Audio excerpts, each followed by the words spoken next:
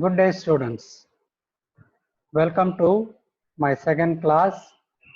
And before I start, I thank you for the overwhelming response from you people, which is most encouraging. Without much ado, I will go to the class straight.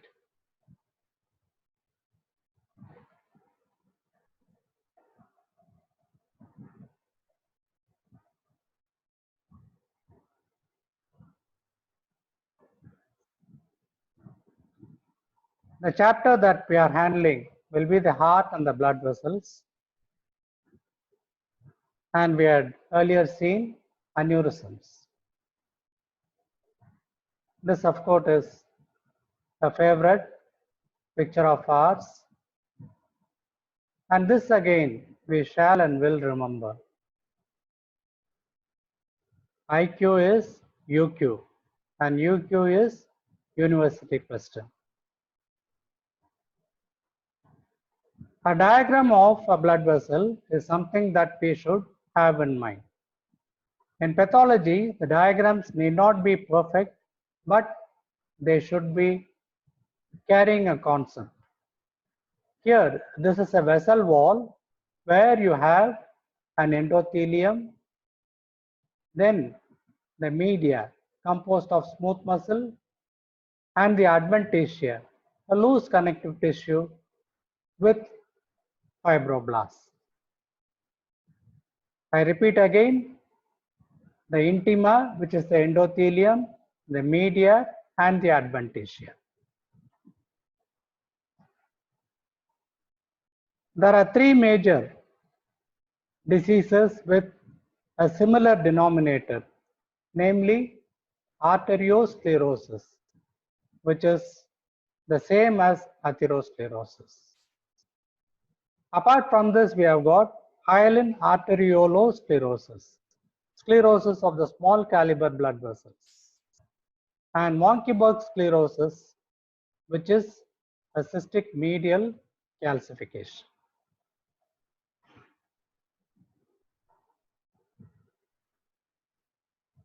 Atherosclerosis is the topic for the day.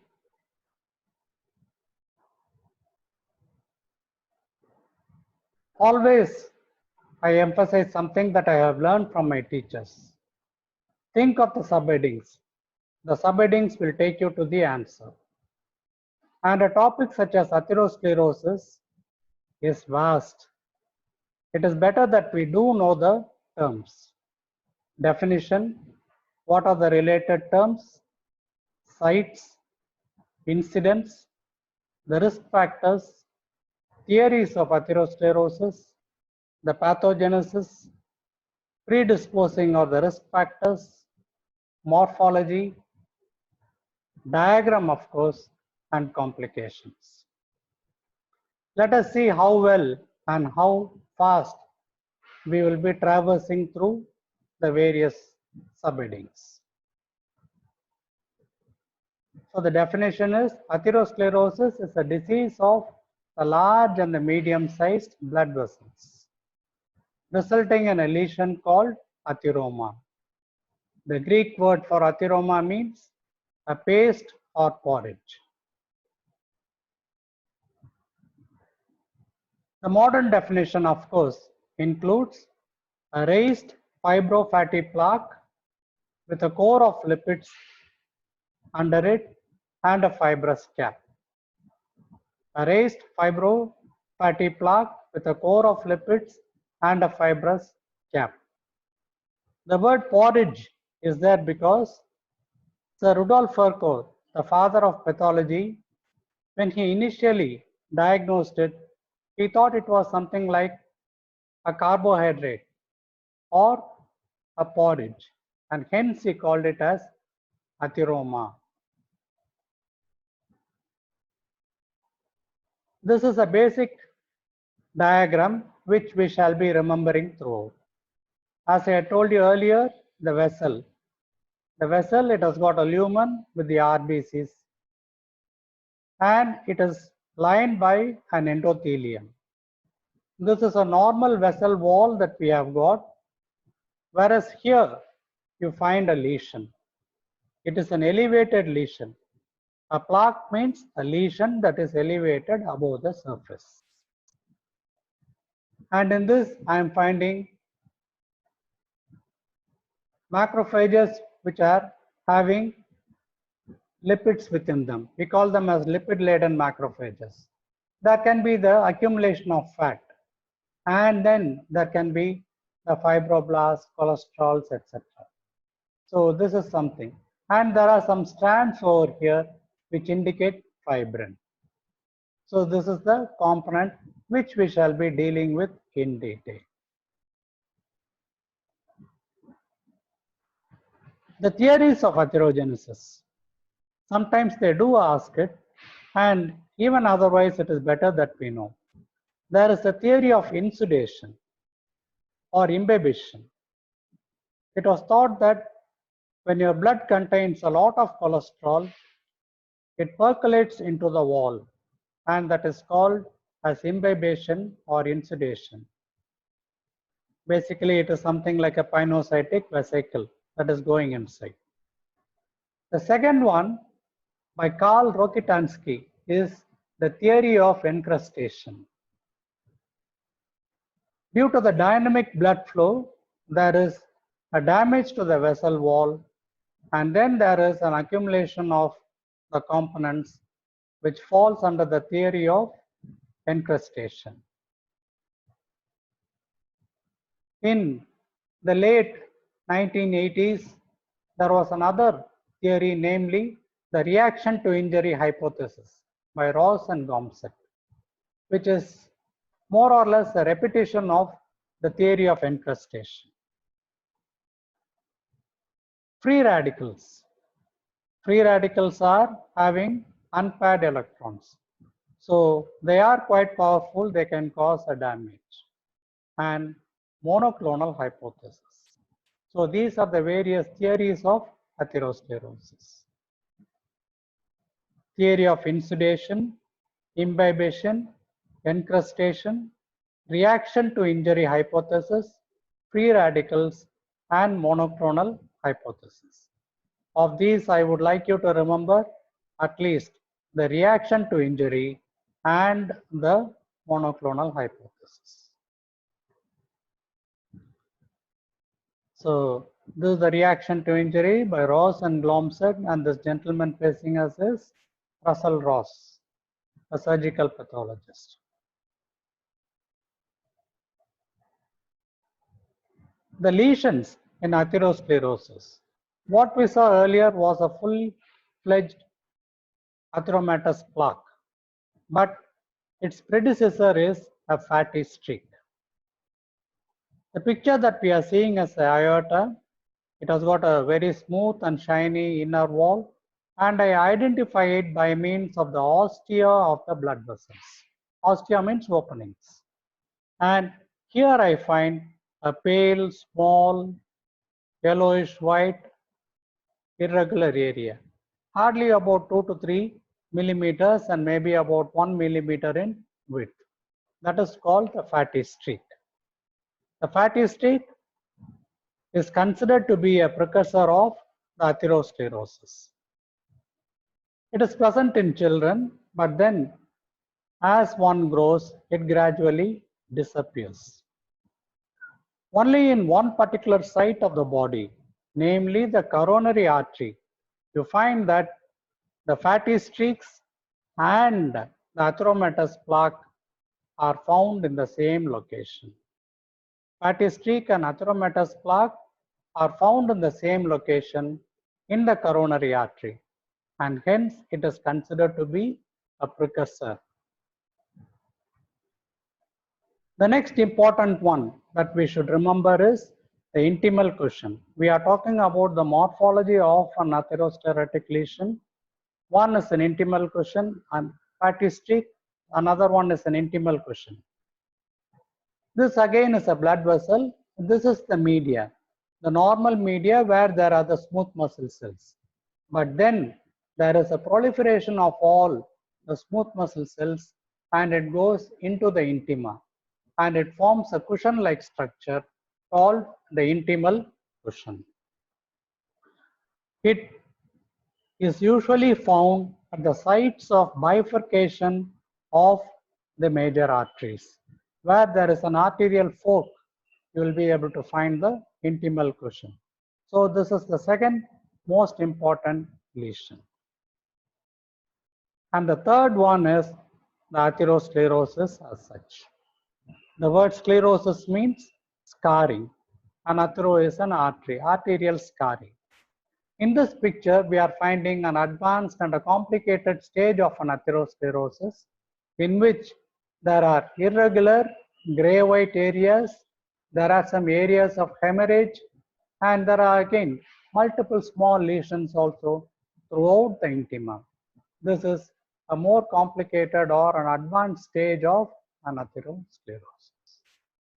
All these are outcomes of the atheromatous plaque. The sites where you can get atherosclerosis include the aorta. Aorta, there can be obstruction to the lower extremities, and therefore you get a gangrene of the lower extremity, gangrene of the foot, etc. Coronary artery, the obstruction of which can lead to a myocardial infarction. Cerebral artery, which can be obstructed and lead to a cerebral infarct or a stroke. I repeat again, aorta, coronary artery, and cerebral artery. Gangrene of the foot, myocardial infarction, and stroke. This is a favorite mnemonic of mine. D2K means desirable to know. Desirable to know means you must. It is fairly important. We should know it. There are some major risk factors. The risk factors for atherosclerosis is usually asked as a question, difficult to answer. But then there are the major risk factors which are non-modifiable. See, certain things in you cannot be modified. Your age cannot be modified. As you grow older, the risk is more. Gender, of course, it cannot be changed. Family history, similarly, there are some conditions wherein you will be having increased hypertension, increased risk of atherosclerosis, etc. And genetic abnormalities, for two particular conditions alone we shall remember. One is increased cholesterol, familial hypercholesterolemia. Familial hypercholesterolemia, and another is homocystinuria. These are the two conditions. These are all the major risk factors which are non-modifiable. When I say non-modifiable, there are some lesions which are modifiable. Hypertension, hyperlipidemia, cigarette smoking, diabetes. The four most important parameters in the pathogenesis of atherosclerosis. In this, you are finding hypertension. Because of the shearing force, it will be causing damage to the vessel wall. Hyperlipidemia, which can cause an imbibition or a damage to the vessel wall, leading to an atheromatous plaque. Cigarette smoking, again, and diabetes, both these conditions can lead to a damage to the vessel wall, resulting in atherosclerosis. There are certain lesser important factors such as obesity, a type A personality, and the low estrogen in women. Women usually have a high estrogen in their blood, and this protects them against the atherosclerosis. But after menopause, you find the risk increases. And remember, the one thing that will be definitely associated with atherosclerosis is cholesterol. No cholesterol, no atherosclerosis. Pathogenesis, the development of it. There are two things. This is the vascular lumen, in which there is a large cell called the monocyte. And there are also the floating fat granules or the lipid granules which can be found. And the monocyte, you find that it goes into the vessel wall by means of a process called as adhesion and diapedesis. Similarly, these chylomicrons and lipoproteins have gone into the vessel wall. Once they are inside, the monocyte is changed to a cell called the macrophage. The macrophage is the adult counterpart or the tissue counterpart of a monocyte. It has got certain receptors. The low density lipoprotein receptor, to which you find the lipoproteins get attached. Once there is an attachment, there is an indrawing, maybe similar to a phagocytosis or so, and then you find that the lipid granules are found within the macrophage, leading to a bubble-filled cell called a foam cell. This is a similar diagram. I want only one additional factor should be seen in this. So these are all the fat cells, the macrophages having the granules. But here is the smooth muscle cell, and the smooth muscle cell, it migrates. It migrates into the atheroma. It migrates into the atheroma and it completes the lesion. What exactly it causes, we shall see. This is a diagram that we shall and will draw. Always a little picture is worth a million words. This is the endothelium that is raised. A plaque-like lesion, an elevated lesion, which has got a fibrous cap. A fibrous cap, very simple diagram for you to draw. And this is a core of necrosis in which there will be the cholesterol debris and maybe needle-shaped cholesterol crystals. And the inflammatory cells are the foamy macrophages. We had seen the foamy macrophages. And these are the smooth muscle cells which have traveled. I repeat again, fibrous cap, a necrotic core, foam cells, and smooth muscle cells. And this is an intact vascular endothelium. Lower down is a normal vessel wall.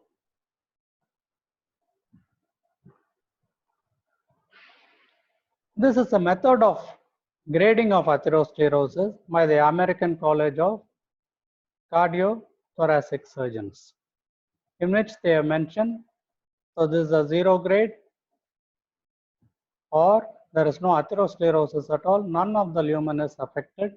Here 25% of the lumen is affected. And in the next stage, you find that less than about 50% is affected. And the plaque is growing larger. The atheromatous plaque is growing larger. And in this, you find that obstruction is more than 75% with only 25% lumen. And this is a large lesion that we are seeing.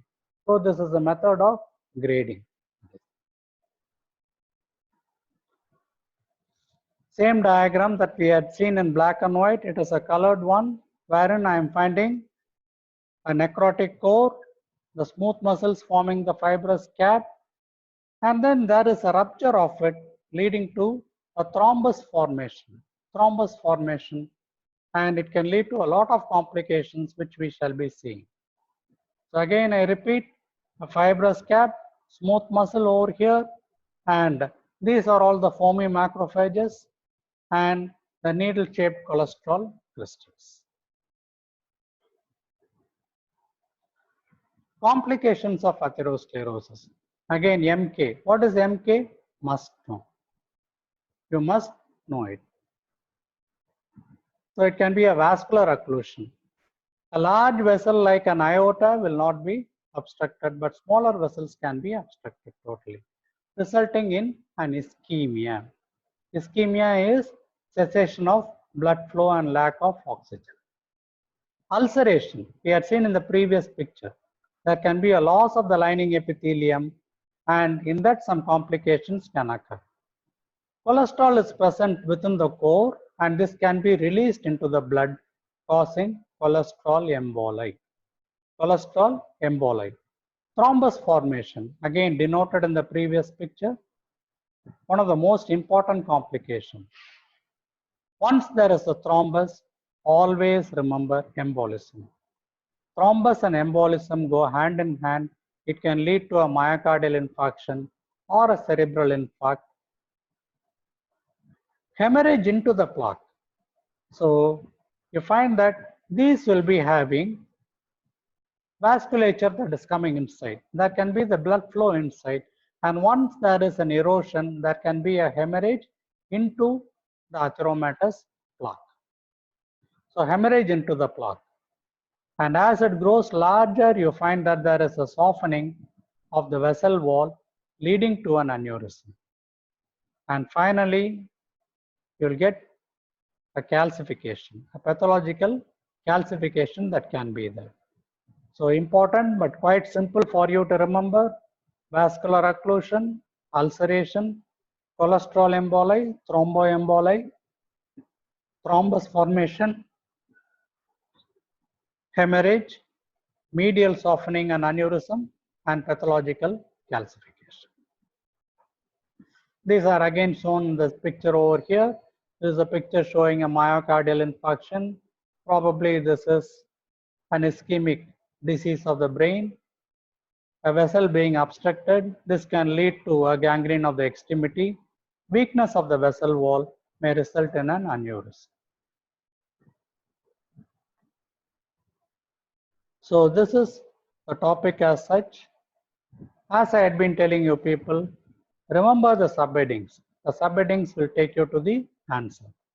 In today's class, we had seen what is an atheroma, what are all the various theories of atherosclerosis, what can be the pathogenesis of the development of an atheromatous plaque, the morphological description of an atheromatous plaque, its preceding lesions, namely fatty streak and intimal cushion, what can be the various complications.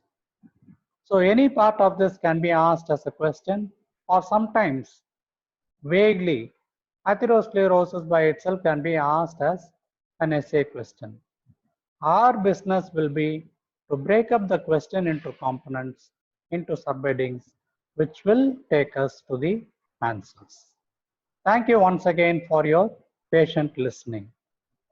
Efkaristo.